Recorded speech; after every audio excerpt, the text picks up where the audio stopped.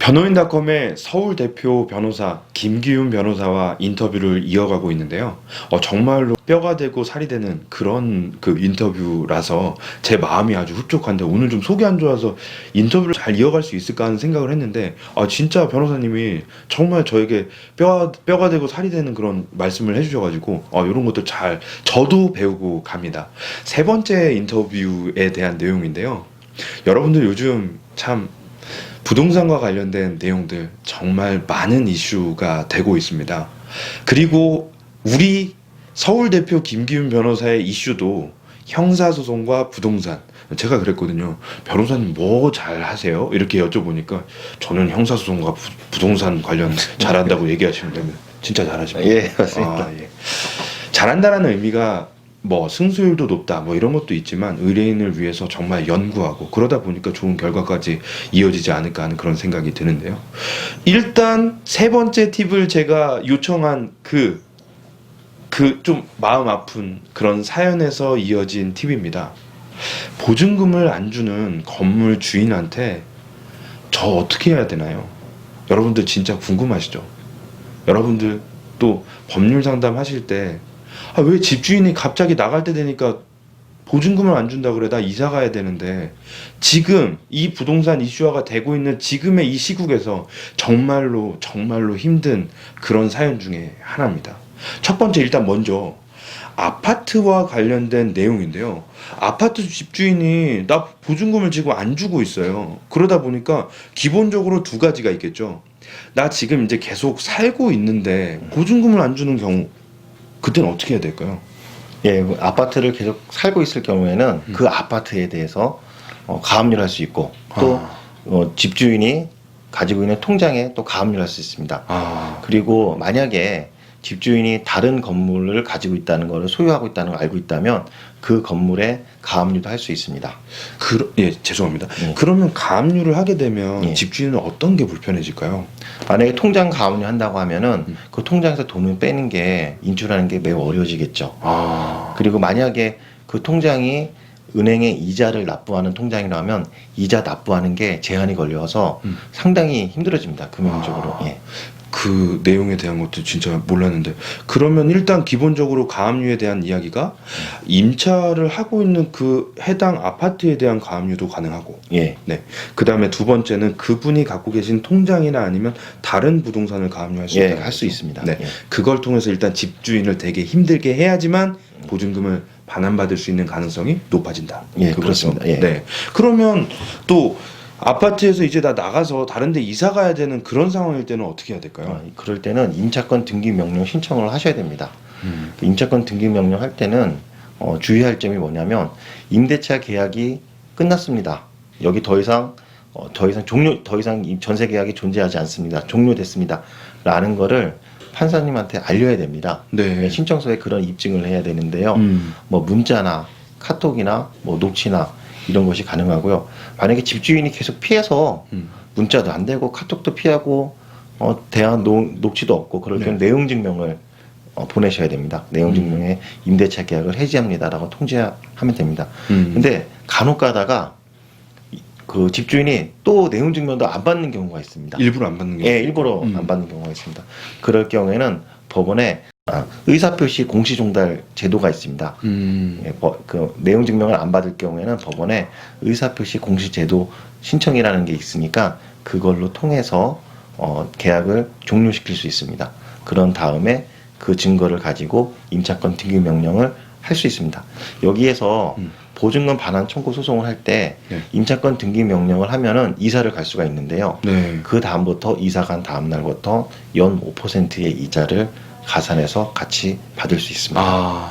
그러니까 일단 결국은 지금 상황에서는 그 법원에다가 이 임대차에 관련된 계약이 해지됐다라는 것 자체를 서류로 분명히 보여줘야 되는데, 예, 임차권 예, 등기 명령 신청할 때. 근데 중요한 거는 그때 상대방 집주인이 그걸 안 받거나 이러면 의사표시와 관련된 그 공시송달 제도가 예. 법원에 있다라는 그 측면을 그렇죠. 가지고 예. 이제 진행이 된다. 그러면 뭐 좀 어려울 수 있으니까 우리 변호사님이 이건 제가 대본에 없는 겁니다. 네. 변호사님이 해결해 주신 보증금 반환에 대한 사건 하나 요 근래에 있으셨던 거. 너무 많아가지고 너무 많아도 일단 가장 기본적인 보증금이 얼마인데 얼마를 다 받았습니다. 뭐 이 정도 얘기 한번 해주십시오. 그래야지 아파트 저 변호사님이랑 같이 해봐야 되겠네 이런 느낌. 예. 네, 어떤 거였어요? 보증금이 얼마였습니까? 보증금이 한 5억 정도 된 것 같습니다. 5억 서울이었나요? 예. 네, 서울에 있는 모 아파트에 보증금 5억 신혼부부였습니다. 신혼부부가 의뢰인이었고요. 예. 막 어떻게 찾아오셨어요? 막 힘들다고? 예, 그래서 자기가 이제 다른 데 이사를 가야 되는데 네. 집주인이 안 받는다. 전화도 안 받는다? 예, 전화도 안 받고 돈을 안 준다. 네. 그리고 다른 데 지금 당연히 돈이 나올 줄 알고 네. 계약까지 했는데 그쵸. 이 사태는 어떻게 하느냐. 이거 여러분들 지금 여러분들 사례 맞죠? 그거예요, 그거. 신혼부부가 꼭 이사 가려고 하죠. 근데 꼭 집주인이 연락 안 받습니다. 그거 어떻게 하셨나요? 그래서 네. 소송을 제기했습니다. 소송을 제기하고 왜냐면 바로 소송을 제기할 수밖에 없는 그 상황이고 소송의 이름이 뭐죠? 보증금 반환 청구 소송. 그 민사 예. 보증금 반환 청구 소송을 진행했고. 예, 네. 근데 거기에서 중요한 게 결국에는 그 소장을 받긴 했어요. 소송이 들어왔으니까. 왜냐면 계속 안 받으면 그냥 진행해 버리니까 법원에서는. 그렇죠. 예, 뭐 문자나 카톡이나 뭐 내용 증명을 안 받으면 그 소송이 아니기 때문에 뭐 돈을 지급할 의무가 없잖아요.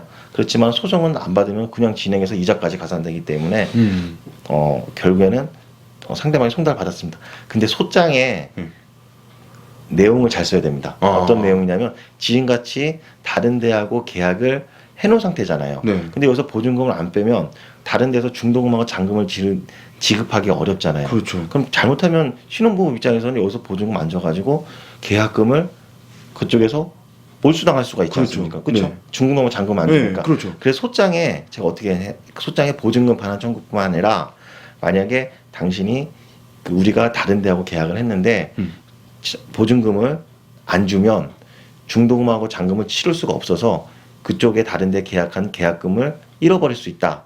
그것까지 손해배상 청구를 하겠다. 네. 예, 지금은 보증금 청구하지만 같이 청구하겠다. 그거를 소장으로서 알렸습니다. 고지시킨 거죠. 네. 예, 그러니까는 이제 사태가 그쪽에 다른 데 계약한 것도 뭐 계약금이 5천만 원이었다. 그러면 5억도 주고 5천만 원도 줘야 되는 상황이 벌어지니까 건물주 입장에서는 그 전화가 와서 빨리 갚겠다. 예. 근데 그 아이디어는 어디서 제가 생각한 거죠. 누가 가르쳐 줬습니까? 제가 생각한 거죠. 많이 경험하다 보니까 아. 어떻게든 간에 빨리 해결할 수밖에 없는 방법이다 보니까는 그러니까 보증금만 소유자 입장에서 보증금만 주면 되겠지 이런 아니라는 생각이 있다가 그렇죠. 다른 데 계약했다는 거를 다 알렸습니다. 그 특별 손해라고 하거든요. 아. 예, 특별 손해라고 해서 다른 데 계약한 계약서, 전세 계약서, 네. 그다음에 그 다른 데 계약한 소유자한테 돈 입금한 입금증, 그다음에 다른 데 계약한 계약서에서 이거를 중도금화 잔금을 입금하지 않으면 계약서가 몰수당할 수 있다는 이런 규정을 분석을 해가지고 같이 내용 증명에 써서 보냈습니다. 그러니까는 잘못하면은 5천만 원까지 다른 데 계약한 계약금까지 물어줄 수 있겠구나라고 해서 연락이 와가지고 그거는 이제 판결할 필요도 없었겠죠. 빨리 자기가 5천만 원 주겠다 하고 거기다가 이제 그 신혼부부 입장에서는 얼마나 화가 나요. 그래서 변호사 비용까지 달라고 하니까 그쪽에서 변호사 비용도 주고 잘 마무리했습니다. 박수 한번 치시고. 다 전부 클리어. 이거 아주 깔끔하게 클리어했던 기억입니다. 야. 근데 이 아이디어가 중요합니다. 그렇죠. 그 아이디어 진짜 중요한 거네요. 거기 안에서 중요한 건 보증금은 당연히 그 금액 거기 안에서 내가 줘야 될 돈인데 갑자기 저기 있는 다른 특별 손해에 대한 부분을 이야기하니까 예. 이거 다른 변호사가 쓰면 안 되는데. 그러네요. 진짜 이 영상 통해서 그거에 대한 것들 진짜 누가 가르쳐 줬습니까? 제가 연구한 거니까. 한 3번 정도 물어보면 이실직고를 하실 것 같은데 누가 가르쳐 줬습니까? 제가 했습니다. 제가. 네, 그러면 지금 이렇게 말씀을 3번 여쭤봤는데도 제가 했습니다면 네. 이건 분명히 김기훈 변호사의 아이디어가 맞습니다. 진짜 기발한 아이디어입니다. 왜냐하면 특별손해에 대한 부분까지 돈을 물어줘야 된다 생각하면 누가 그걸 안 주려고 하겠습니까? 무조건 주겠죠. 이야, 진짜. 오늘 뭐 이 인터뷰에서 근데 제가 지금 이 썰 풀어달라고 얘기한 것도 전에 대본을 얘기한 게 아닌데 바로바로 나오시니까 이건 진짜 해결한 그 사건에서 그 신혼부부가 얼마나 좋았겠습니까? 변호사 비용까지 받았다는 겁니까? 네. 저는 다시 한번 박수를 한번 쳐드리겠습니다. 고맙습니다. 축하드립니다. 야, 네. 자, 두 번째 내용에 대한 것들은 또 참 우리 사회에서 음지에서 가장 힘들게 지금 살아가고 있는 그 분들, 자영업자, 또 그 상가를 임대해서 임차인으로서 살아가시는 지금 너무 힘들잖아요. 그 자영업자. 근데 또 상가 주인이 보증금을 안 주기 시작합니다. 어떻게 해야 될까요? 예, 그 아파트를 아까 설명드렸는데 상가는 그 보증금 반환 청구도 이제 아파트가 똑같이 해야 되는데 임차권 등기 명령은 없습니다. 그래서 상가는 없고. 예, 그 상가 자체에 가압류를 하실 수가 있고 그 다음에 자기가 월 임대료를 지급한 통장에도 가압류를 할 수 있습니다. 이렇게 해결하시는 것이 가장 좋습니다. 그러면 일단 기본적으로 볼 때는 그 이자도 무시 못할 것 같은데 예. 이자는 어떻게 발생이 될까요? 예, 이자도 이제 계약 종료일 이후부터 연 5%씩 청구할 수 있습니다. 그렇다고 해서 보증금을 못 받은 상태에서 나가지 않다 하더라도 네. 임대료는 지급할 필요는 없습니다. 아, 예, 자기 그럼- 못 나가는 이유가 네. 보증금 못 받았기 때문에 못 나갈 경우에는 판례가 월 임대료를 지급하지 않아도 된다는 게 판례입니다. 그러면 그 보증금을 줘야 되는 그 날짜부터는 월세 계산을 안 해도 됩니까? 어떻게 해야 될까요? 그 계약이 종료된 다음부터는 다음부터는 부득이하게 못 나가는 거니까 아, 만약에 예 그래서 그렇다고 하면 근데 만약에 거기서 뭐 장사를 조금 하던가 뭐 그러면은 그때는 좀 지급할 수는 있습니다. 아, 그러니까 중요한 건 뭐 일단 상가 여러분들 그 자영업자분들 많이 계시잖아요. 그 이거 아무리 뭐 뭘 가압류하고 뭐 이런 거 지금 얘기해 보셔야 봐야 지금 귀에 잘 안 들어오시잖아요. 일단 또 썰 갑니다. 자, 상가에서 임차한 그 임차인이 그 자영업자가 예. 또 해결해 주신 사건 있습니까 없습니까? 이게 너무 노하우를 많이 알려드리는. 아, 그럼 뭐 일단 뭐 프라이버시 아니고 그냥 예, 그- 해결 예, 뭐 보증금 뭐, 얼마입니까? 상가 보증금. 그것도 이제 몇 억 된 것 같습니다. 네, 몇 억? 나 그것도 이제- 5억이라고 가겠습니다. 예, 5억 보증금. 아파트는 이제 특별 손해잖아요. 그렇죠. 상가에서는 임차인이 임대인에 대한 무기가 뭐냐면 관리비입니다. 아, 예. 그 상가 건물의 소유자가 관리비를 제대로 사용했는지, 내가 한 달에 관리 100만 원 내는데 이걸 어떻게 사용했는지 굉장히 이게 굉장히 임차인은 궁금하잖아요. 그렇죠. 이 사건에서도 그 상가 임대인이 보증금이 없다고 버티는 거예요. 근데 없으니까 상가 건물이 있는데. 그렇죠. 예. 만약에 줄 생각이 있으면은 거기 상가를 근저당 설정해서 대출 받아 줬겠죠. 네. 그러니까 주기 싫은 겁니다. 그래서 이제 그분 같은 경우에는 관리비가 한 5천만 원 정도까지 계속 한 몇 년 동안 해서 5천만 원 냈는데 관리비에 대한 지출 내역을 다 달라. 영수증하고 통장하고 만약에 관리비대로 관리비를 관리비대로 안 쓰고 개인적으로 이용했으면 행정적으로 고소하겠다. 딱 그래버린 겁니다. 끝장에 누가 가르쳐 줬어요? 제가 했습니다. 네. 아니, 예, 그러니까 바로 그냥 바로 해결했습니다.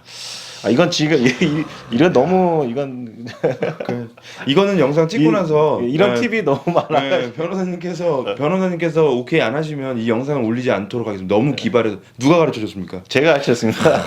진짜 아니 혼자서 그런 좋은 그 아이디어를 낼 수 있다라는 측면들. 그런 것들은 왜 이렇게 할 수 있냐면 상가 관리비에서 그 고소 대리를 상가 횡령했다라고 해서 고소 대리를 했기 때문에 해본 적이 있고 형사처벌을 시켜본 적이 있기 때문에 이런 부분들이 거의 있을 거라고 생각이 들어가지고 해본 겁니다.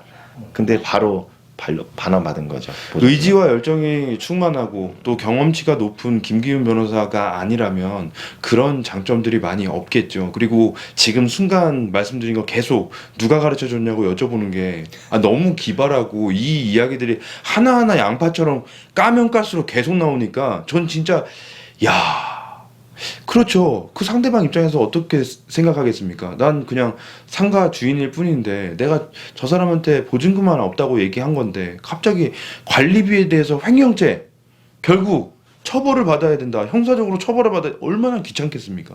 또 더 귀찮은 건 또 뭐예요? 영수증 이런 거 언제 다 그걸 또 보여줍니까? 그걸 누가 알려주셨습니까? 제가 했습니다. 3번 물어보고 당신께서 생각했다라고 하면 그건 김기훈 변호사의 아이디어로 확정하도록 하겠습니다. 여러분, 요즘 되게 상당히 좀 힘든 그런 상황인데요. 상가든 아파트든 결국은 집주인이 그 의무를 다하지 않고 그 보증금에 대한 반환을 하지 않는 경우들이 너무 많아서 좀 안타깝습니다. 그래서 일단 이 내용에 대한 것들 정말로 많은 의뢰인들이 궁금해하시는데, 중요한 거는 이제 다른 이제 변호사님 예를 들어볼게요. 아파트에 보증금을 받기 위해서는 이렇게 하셔야 됩니다. 몇 조, 몇 항에 뭐 이런 거 그렇게 하셔서 뭐뭐뭐뭐 하시면 됩니다. 상가주택 뭐 임대차 보호법 뭐 이렇게 얘기하면서 그 얘기만 그냥 이렇게 하시게 되면 여러분들 귀에 들리시겠습니까? 이런 지금 썰 알고 계시는 거 얘기하시는 그런 변호사님들이 많지 않죠. 왜냐하면 중요한 건 이야기할 수 있는 그 상황들이나 아니면 저와 함께 같이 이렇게 말씀 나누다가 진짜 저 자꾸 궁금해지니까 그거 진짜 변호사님 생각이었어요. 진짜 기발한데? 맞대요. 네. 그런 것들은 분명히 높은 경험치, 그리고 다른 사건들을 많이 경험해 보다 보니까 이런 게 있겠다 하는 추측에서 얼마나 시행착오를 많이 겪었을까요? 또 생각하면서 얼마나 그 의뢰인에게 합당한 그런 방법인지를 넣고 빼고 고민해 봤을 겁니다. 그래서 더 대단하다고 느껴지는 오늘 이 인터뷰입니다. 여러분들이 혹시라도 보증금을 안 주는 건물의 상가 주인이든지 아니면 아파트 주인이든지 그분들과 함께 너무 힘들다고 하면 지금 이 영상에 있는 김기훈 변호사와 함께 어떻게 받아야 될지, 또 얼마나 받아야 될지를 빨리 고민해보고 또 그 고민을 상담받아 보시기 바랍니다. 세 번째 인터뷰 여기서 마무리하겠습니다. 감사합니다. 고맙습니다.